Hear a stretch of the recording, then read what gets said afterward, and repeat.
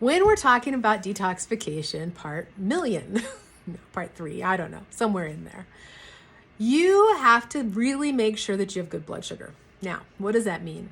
We kind of hear blood sugar it's such an epidemic to have low dips in blood sugar that we can make commercials about Snickers bar and play them on the halftime show at the Super Bowl, and everybody knows what they're talking about.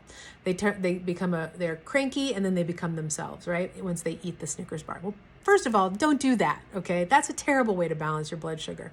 But let's talk about why it happens. When your blood sugar drops, you want to think of that as your fuel, right? And then it can spike and then it can drop. You want really even blood sugar. Just like imagine you're driving down the highway, you want smooth fuel in your car. Imagine if I just kept pinching the gas line. What would happen to your car? Well, that happens to us.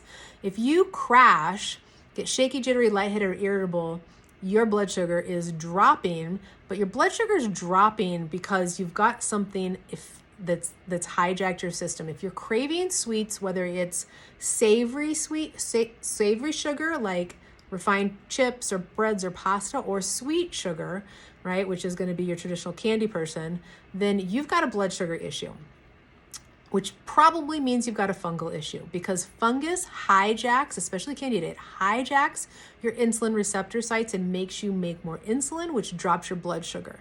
Your body wants to keep your blood sugar even, and it's got a lot of mechanisms for that.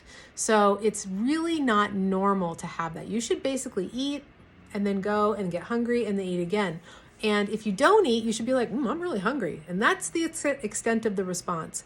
If there's an emotional component, you got to realize your brain is not getting the fuel it needs, but also your liver isn't able to do one of its really important detoxification pathways.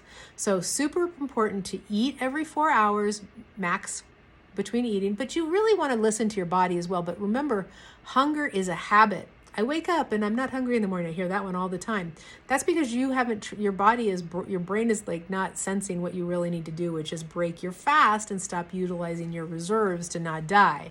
So eating breakfast, eating 4 hours later, eating a snack, and then eating dinner. That's kind of ideal.